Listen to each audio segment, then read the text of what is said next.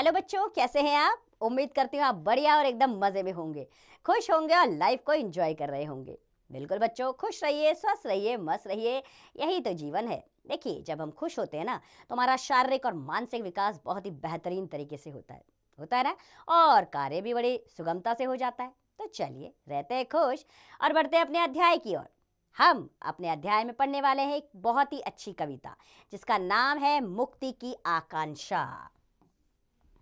तो बच्चों, प्रस्तुत अध्याय में कवि ने चिड़िया के माध्यम से आज़ादी के महत्व को समझाया है।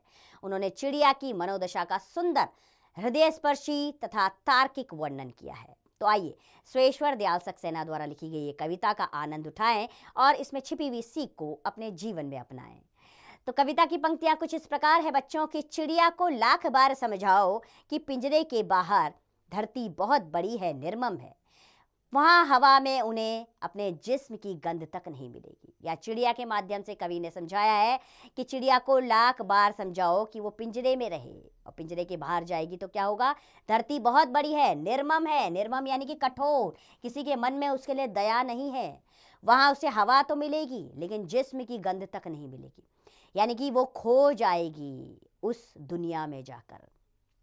यूं तो बाहर समुद्र है, नदी है, झरना है, पर पानी के लिए भटकना है। यहाँ कटोरी में भरा जल गटकना है, बाहर दाने का टोटा है, यहाँ चुग्गा मोटा है। बाहर बहेलिए का डर है। तो आगे क्या कहा कवि ने कि बाहर तुम जाना तो चाहती हो पिंजरे से, तुम्हें वहाँ समुद्र मिलेगा, नदियाँ मिलेंगी, झरने मिलेंगे, तुम्हें पानी के लिए भटकना है। यहाँ पिंजरे के अंदर तुम्हें सब कुछ मौजूद मिल रहा है, लेकिन बाहर जाओगी तो पानी के लिए भटकोगी। कटोरी में भरा जल केवल तुम्हें यहाँ गटकना है, तुम्हें यहाँ कटोरी में भरा हुआ जल मिल रहा है, केवल तुम्हें उसे पीना है। बाहर दाने का टोटा है, यानी कि दाने की खोज करनी पड़ेगी, मेहनत से तुम्हें दाना मिलेगा। और यहाँ चुग्गा मोटा है, यानी कि यहाँ पर तुम्हें अच्छा खासा खाना भी मिल रहा है। बाहर बहेलिए का डर है। बहेलिया किसे कहते हैं? जो चिड़ियों को पकड़ते हैं। तो बाहर जाओगी तो क्या होगा? कोई भी चिड़िया पकड़ने वाला तुम्हें पकड़ देगा या मार देगा। और यहाँ निर्वध मीठा स्वर है, और यहाँ तो तुम बड़े मज़े से गा सकती हो। तो आराम से पिंजरे में रहो और भरपूर भोजन करो, पानी का स्वाद लो और मीठा मीठा गाओ। फिर भी चिड़िया मुक्ति का गाना गाएगी। मारे जाने की आशंका से भरे होने पर भी पिंजरे से जितना अंग निकाल सकेगी निकालेगी। कौन निकालेगी? चिड़िया। हर सू जोर लगाएगी और पिंजरा टूट जाने या खुल जाने पर उड़ जाएगी। कवि इतना समझा रहा है पिंजरे में रहने को चिड़िया को, लेकिन फिर भी चिड़िया क्या करेगी? मुक्ति का, यानी कि आज़ादी का गाना गाएगी। यानी वह फिर भी आज़ाद होना चाहती है। उसे तमाम सुविधाएं हैं इस पिंजरे के अंदर मिली हुई, लेकिन फिर भी वह आज़ाद होना चाहती है। उसको मारे जाने की आशंका से कोई भय नहीं है। वो जितना अंग निकाल सकेगी निकालेगी इस पिंजरे से बाहर होने के लिए। वो हर सू जोर लगाएगी, यानी कि अपने जीवन के अंतिम क्षण तक वह जोर लगाएगी पिंजरे से आज़ाद होने के लिए। और पिंजरा टूट जाने पर या खुल जाने पर वह उड़ जाएगी। तो बच्चों, यह कविता हमें यह समझाती है कि चाहे हमें बंधन में रखकर सैकड़ों सुविधाएं दे दी जाए, लेकिन फिर भी हम किसी के इशारे पर काम नहीं कर सकते। जो आज़ादी का अनुभव होता है ना, वो अनुपम होता है, उसके साथ खिलवाड़ कोई नहीं कर सकता। जिस प्रकार अंग्रेजों की गुलामी हमें बर्दाश्त नहीं थी और हमने जोर लगाकर आज़ादी को पा ही लिया, उसी प्रकार चाहे पशु पक्षी हो, इंसान हो, कोई भी हो, कोई भी गुलामी की जंजीरों में नहीं रहना चाहता। तो सुरेश्वर दयाल सक्सेना चिड़िया के माध्यम से यही समझाना चाहते हैं कि गुलामी की जंजीरों में कोई रहना नहीं चाहता, चाहे वो कितनी सुविधाओं से युक्त क्यों ना हो। आइए, कविता के आनंद हमने ले लिया है, अब प्रश्न उत्तर का आनंद भी ले लिया जाए। तो चलते हैं प्रश्न उत्तर पर। सबसे पहले वस्तुनिष्ठ प्रश्न है, सही विकल्प चुनना है। पहला वाक्य आ रहा है, पिंजरे की बाहर की धरती बहुत सुंदर है, निर्मम है, बहुत गंदी है, बहुत बड़ी है। तो कौन सी है? बहुत निर्मम है।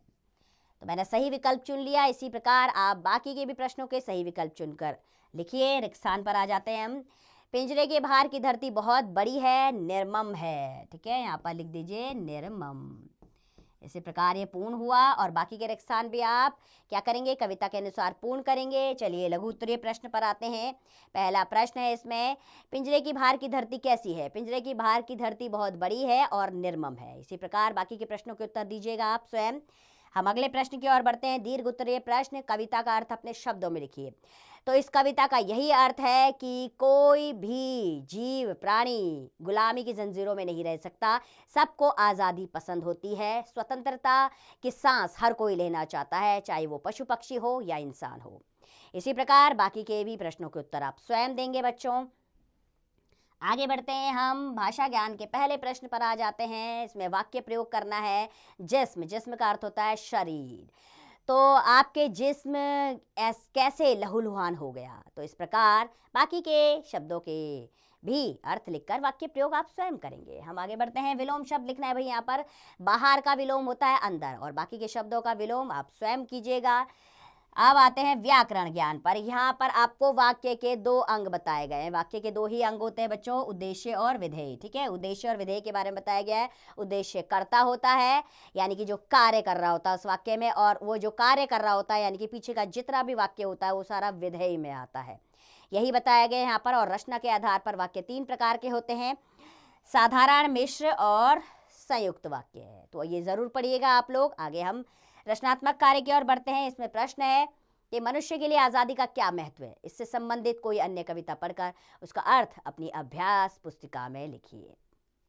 तो आपको पता ही होगा बहुत सारी कविताएं आती है, जैसे हम पंछी उन्मुक्त गगन में, उसमें भी यही समझाया गया है कि किस प्रकार पक्षी आज़ादी का जीवन जीने के लिए आज़ाद आकाश में उड़ना चाहते हैं। ये कविता भी बहुत अच्छी है बच्चों। तो इस प्रकार की कविताएं पढ़िए, आपको आज़ादी का अनुभव होगा, और साथ में आप ये भी समझ पाएंगे कि अपनी आज़ादी को सुरक्षित रखने के लिए हमें दूसरे की आज़ादी को बाधित करने का कोई हक नहीं है, चाहे पशु पक्षी ही क्यों ना हो, उन्हें भी स्वतंत्रता प्यारी है। तो इस सुख का अनुभव कभी ना करें कि हम पशु को पिंजरे में रखेंगे, पक्षियों को पिंजरे में रखेंगे। इससे कुछ नहीं हो सकता, केवल हम अपने सुख के लिए दूसरे का सुख छीन रहे हैं। तो याद रखिए, अपनी आज़ादी भी संभाल कर रखिए और औरों की आज़ादी का भी ख्याल रखें। उम्मीद करती हूँ कविता आपको अच्छी लगी होगी। इससे मिलने वाले सीख अवश्य आप अपने जीवन में अपनाएंगे। तो खुश रहिए, स्वस्थ रहिए, मस्त रहिए और इसका अभ्यास करते रहिए।